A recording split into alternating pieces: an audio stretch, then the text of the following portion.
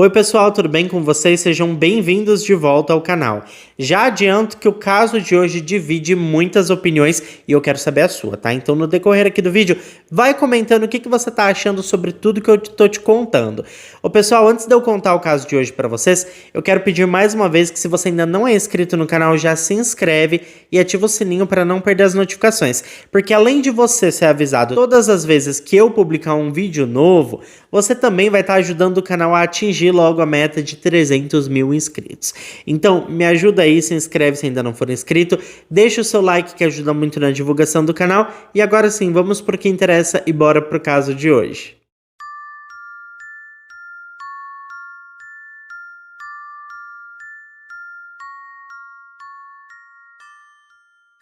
Rocio Abigail Hickel foi uma garotinha nascida em 2011 em San Miguel de Tucumã, na província argentina de Tucumã.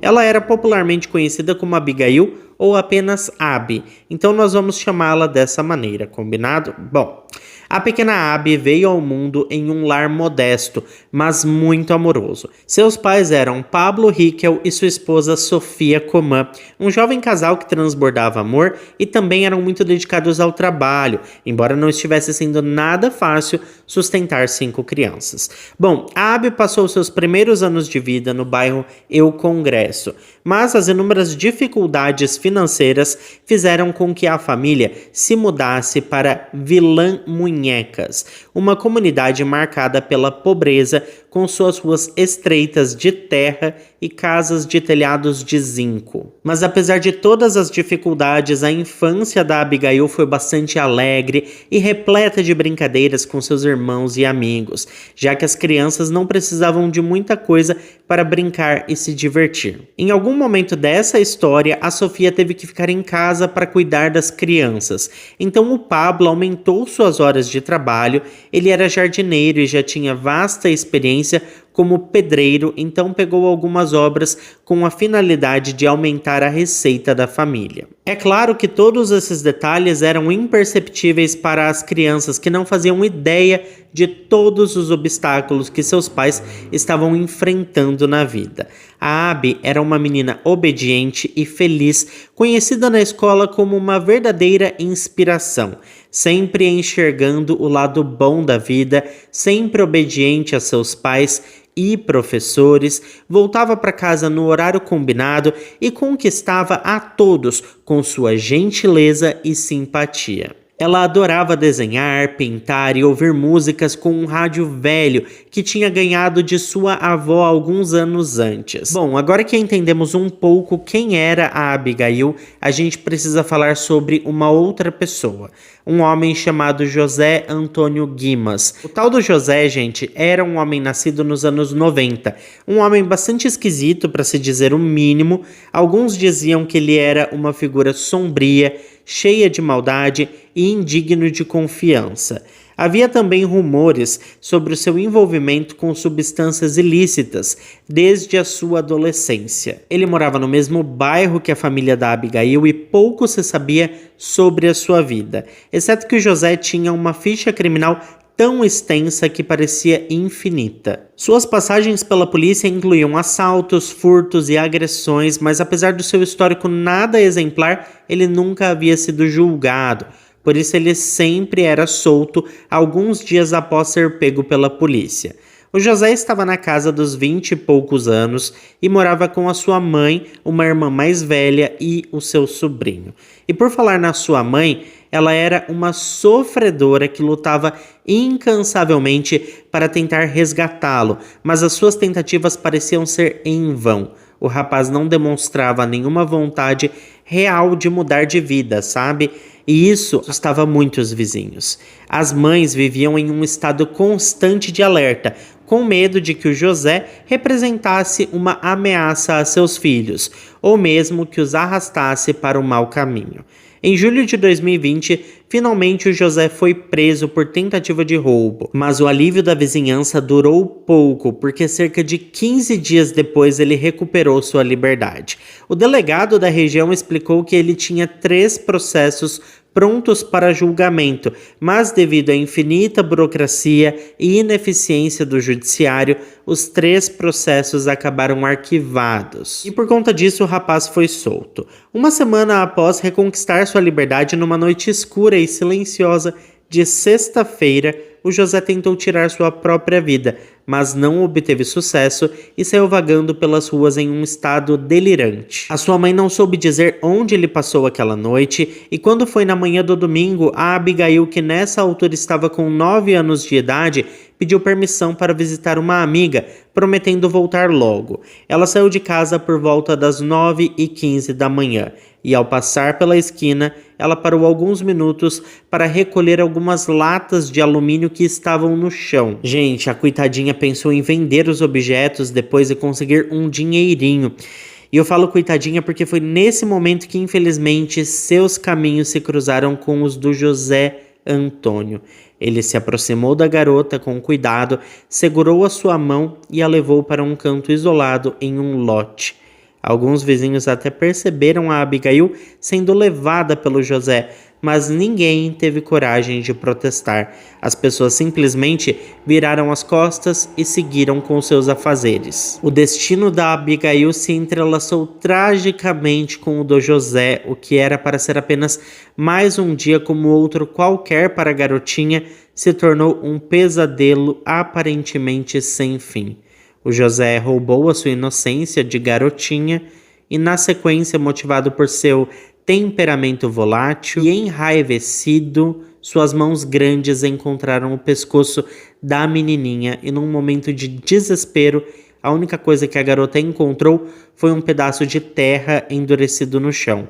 E foi com isso que ela lutou bravamente por sua vida. Mas é evidente que aquela batalha já estava perdida, antes mesmo de começar, né? Afinal de contas, ela só tinha 9 anos e praticamente nenhuma força física contra um rapaz já adulto. Então o seu destino já estava selado. Bom, gente, a Abigail tinha saído de casa para brincar com uma coleguinha com a promessa de que voltaria logo. E como de costume, sua mãe Sofia ficou aguardando o seu retorno. Afinal de contas, as duas eram amigas desde que a família se mudou para a vizinhança e estavam sempre juntas. O problema é que o tempo foi passando e o que normalmente levava apenas 30 minutos se estendeu por mais de 1 hora. A gente já sabe o que tinha acontecido, né? Bom, gente, a preocupação começou a preencher o coração da Sofia, que decidiu sair pelas ruas em busca da sua filha. Algumas horas depois, o Pablo, pai da menina, dirigiu-se até a delegacia local para denunciar o desaparecimento da filha. Contudo, ele foi recebido com extrema frieza e indiferença pelos oficiais, que explicaram ainda que ele deveria esperar ao menos 24 horas antes de formalizar a queixa, e que em breve a garota estaria de volta, porque provavelmente estava brincando na casa de alguma coleguinha. A gente sabe que não, né? Bom, o Pablo tentou explicar sobre o comportamento da filha, já que ela não era o tipo de criança que ficava todo esse tempo na casa das colegas e sempre pedia autorização para sua mãe. Para fazer qualquer coisa, ela sempre pedia autorização. Mas os oficiais não quiseram ouvir, não havia nada que ninguém pudesse fazer, além de ficarem sentados e esperar. O Pablo então voltou para casa e encontrou a comunidade já começando a se mobilizar. As pessoas já estavam nervosas com a situação. Entre os vizinhos, destacava-se uma mulher chamada Maria Luísa, que relatou ter visto o José comportando-se de maneira estranha, rindo sem motivo aparente, como se estivesse sob o efeito de substâncias ilícitas. Além disso, ela achou curioso o fato de a mãe do José se recusar a participar das buscas, o que apenas aumentava a atmosfera de mistério e tensão. O que aquela família tinha a esconder? Bom, a Maria Luísa nunca escondeu de ninguém que achava que o José sabia alguma coisa sobre o desaparecimento da garotinha. As buscas pela criança desaparecida se intensificavam à medida em que os moradores da região percebiam que não havia nenhum apoio policial. As pessoas aos poucos foram enchendo as ruas e em poucas horas praticamente a cidade toda estava procurando pela garota. Foi um esforço coletivo, pessoal, movido pela esperança e pela solidariedade. Mas infelizmente, ao cair da tarde, uma trágica descoberta pôs fim às buscas. O corpo já sem vida da Abigail foi encontrado no mesmo terreno onde tinha lutado bravamente por sua vida. Ela estava meio enterrada e de bruços, e o local do crime ficava a menos de 500 metros da sua casa. A notícia se espalhou como fogo no palheiro e abalou toda a região, e os moradores revoltados queriam que todos os policiais, investigadores, o delegado, queriam que todos os oficiais fossem pessoalmente ao local do crime para ver o que tinha acontecido com a pobre garotinha. Em pouco tempo, a cena do crime foi isolada, com a polícia montando um perímetro, enquanto a unidade especializada em homicídios fazia o seu trabalho. Em poucas horas, uma equipe de investigação liderada pelo promotor Inácio Lopes Bustos apareceu, dando inclusive uma coletiva de imprensa improvisada. Eles compartilharam os detalhes que tinham até aquele momento, prometendo fazer o possível para esclarecer o que tinha de fato acontecido naquele terreno com aquela garota. Só que a essa altura a comunidade estava enfurecida e os vizinhos indignados se reuniram na principal avenida da cidade, a cerca de 3 quilômetros do local do crime. Um grande protesto contra as autoridades policiais se iniciou e em poucos minutos um confronto entre civis e forças policiais teve início. No meio de toda essa confusão, quebradeira e barulho, algumas testemunhas procuraram as autoridades para dizer que viram o José caminhando na companhia da Abigail naquela manhã. Enquanto isso, a mãe da Abigail, obviamente com o coração totalmente despedaçado, dava entrevistas e agradecia o apoio incansável dos seus vizinhos. Ela aproveitou a visibilidade para pedir justiça e que o culpado fosse identificado logo e pagasse pelo que tinha feito à sua garotinha. A noite chegou e então veículos e motos percorreram os bairros. Estavam todos à procura do José. Foi uma busca incessante que durou toda a noite. Mas como já era de se esperar, o suspeito tinha fugido, tinha sumido completamente do mapa. Finalmente, com a emissão de um mandado de prisão contra o José, a divisão de homicídios intensificou a caçada. Enquanto a polícia buscava o suspeito, os resultados preliminares da autópsia da Abigail foram divulgados, revelando a brutalidade do crime que chocou ainda mais a comunidade. A perícia técnica também recolheu amostras de DNA das roupas, dos cabelos e da terra onde a Abigail foi abandonada. Quando saiu o resultado das análises do material forense, ficou claro que o José fez coisas horríveis com a vítima antes de tirar a sua vida.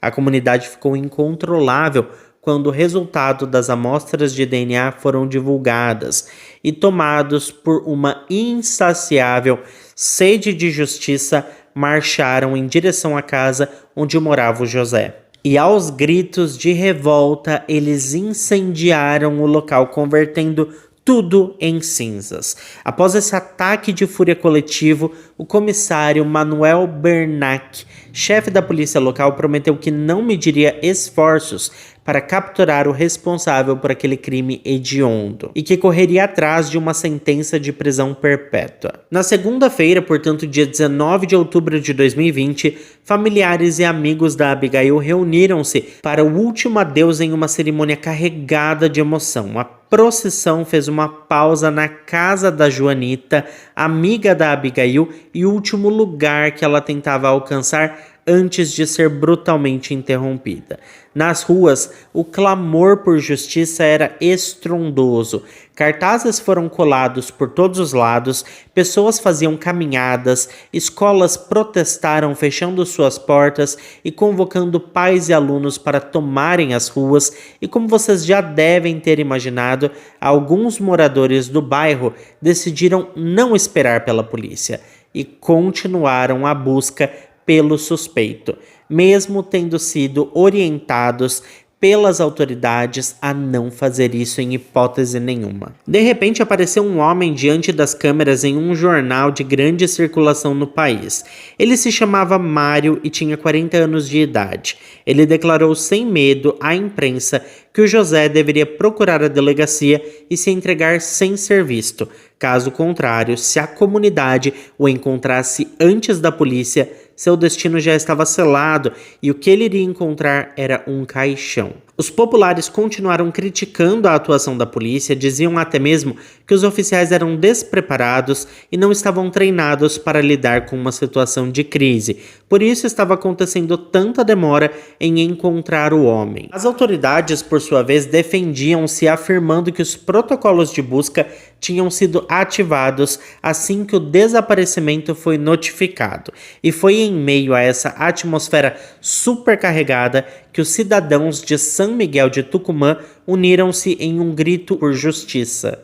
E uma busca nunca vista antes aconteceu nas redondezas. De um lado, os oficiais estavam com medo que a população encontrasse o José primeiro. Então eles utilizaram drones, acionaram os bombeiros, equipes especiais de buscas, investigadores e até policiais de outras regiões estavam se envolvendo nas buscas, porque eles tinham que encontrar o José antes dos populares, senão ia acontecer uma tragédia. Agora, do outro lado, os populares saíram de casa e armados com pedaços de madeira, barras de ferro e cartazes, à procura do José, jurando encontrá-lo, nem que fosse necessário dias ininterruptos de buscas. Ninguém ia dormir até achar o cara. Enquanto isso, na Plaza Independência, a mãe da garotinha, a Sofia, participava de um protesto ao lado de diversas entidades, criticando abertamente a atuação da polícia argentina e o sistema ineficiente de segurança pública. Por fim, na quarta-feira, dia 21 de outubro de 2020, o José foi descoberto por alguns homens em uma montanha distante chamada El Manantial. Ele tentou dizer que não era o José e que estava sendo confundido, mas as cicatrizes em seus braços o denunciaram e antes que ele pudesse ser entregue às autoridades, um grupo de moradores da região lançou-se sobre ele com uma fúria indomável. Chutes, socos e até objetos cortantes marcaram o trágico fim do José Antônio Guimas, antes mesmo dele alcançar a custódia policial. Não sobrou, gente, não sobrou nada do cara. Eles simplesmente acabaram com ele. Os policiais chegaram rápido até o local, mas eles não conseguiram socorrer o homem. Era absolutamente impossível controlar a tempestade de emoções da população que estava enfurecida ali, sabe? Esse caso, gente, abalou todo o país e chegou até mesmo nas esferas políticas, onde políticos supostamente preocupados com o bem-estar da população fizeram discursos em frente às câmeras, alegando que iriam lutar para modernizar a segurança pública e proteger todos os cidadãos. Um debate bastante acalorado ganhou vida quando um deputado sugeriu a pena capital para aqueles que violassem crianças. As declarações feitas no calor de um caso trágico envolvendo a pequena Abigail desencadearam uma enxurrada jurídica. Os advogados Noélia Bonetto e Victor Sarmiento não perderam tempo e, alegando que as falas do deputado ultrapassaram todos os limites aceitáveis, protocolaram uma queixa criminal acusando-o de incitar a violência e fazer apologia ao crime. Eles argumentaram que a liberdade de expressão tem seus limites e receberam o apoio do Gabinete de Direitos Humanos da Argentina. Os representantes dos direitos humanos disseram que as declarações do deputado tinham natureza criminosa e exigiram ainda que a morte do José fosse investigada minuciosamente pelas autoridades competentes. As investigações sobre a morte do José tiveram andamento e foram apontados 2 suspeitos principais, incluindo um homem chamado Júlio, que junto de um colega afirmou ter apenas impedido que o acusado fugisse e depois o entregou para a polícia. Ambos foram até a delegacia acompanhados de um advogado. Eles apareceram na mídia super tranquilos e disseram não terem tido qualquer responsabilidade sobre as ações subsequentes que levaram à morte do José. Quando ficou pronto o relatório forense sobre a morte do José, ficou esclarecido que ele faleceu em decorrência de múltiplos traumas, golpes na cabeça, costela e órgãos vitais. E como não apareceu ninguém da família para reivindicar o seu corpo, ele foi sepultado logo na sequência. Mas as investigações sobre o falecimento da Abigail e o envolvimento do José seguiram adiante, porque os direitos humanos queriam provas irrefutáveis do envolvimento do homem na morte da garotinha e também queriam que os responsáveis pela morte do José fossem levados à justiça e fossem punidos. Cerca de um mês depois, em novembro de 2020, o Ministério Público finalmente desvendou todo o mistério. Com a ajuda de uma equipe forense, 20 amostras genéticas entre a Abigail e o José Antônio Guaimas foram analisadas. O veredito foi indubitável. O José foi mesmo o autor do abuso, seguido do trágico homicídio da Abigail. O Eugênio Agüero Gamboa, investigador-chefe regional que assumiu essa investigação, explicou que essas amostras eram claras como cristal, sem deixar margem para dúvidas. Mas logo apareceu um mistério nesse caso.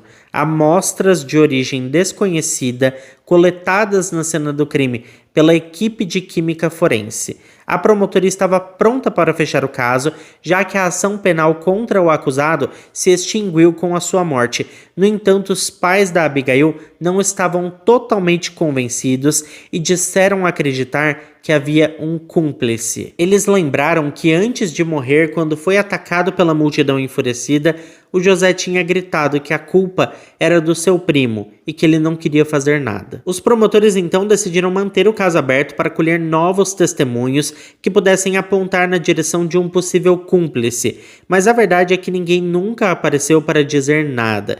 Por fim, alguns meses depois, o arquivo sobre esse caso foi parar nas mãos da Unidade de Crimes Complexos, que assumiu as rédeas da investigação. E ninguém sabe dizer o que aconteceu depois disso. Esse caso simplesmente sumiu das mídias e não se fala mais nisso. Nesse meio tempo, no terreno onde o corpo da Abigail foi encontrado, cerca de 200 famílias ocuparam ilegalmente a área, mas em poucas semanas, comandados pelo general comissário Rolando Gomes e pela juíza Isolina Apas, cerca de 600 policiais entraram em cena para desocupar o terreno. Os ocupantes retiraram-se sem maiores incidentes e nesse mesmo terreno, alguns meses depois, ergueu-se um santuário dedicado à memória da pequena Abigail de 9 anos. Com o apoio da comunidade, os pais da Abigail, a Sofia e o Pablo, transformaram a dor em esperança, construindo um local que se tornou refúgio e consolo. Eles inclusive vão sempre nesse santuário para se lembrar da filhinha. Mas, como eu falei no começo, eu sei que esse caso é um caso bastante controverso e eu quero saber a sua opinião. Então deixa para mim aqui embaixo nos comentários o que você pensa sobre tudo isso. Muito obrigado a quem ficou até aqui comigo. Se ficou até aqui, não esquece de deixar o seu like, que ajuda muito na divulgação do canal. Eu fico por aqui, um beijo para todos vocês e até o próximo vídeo.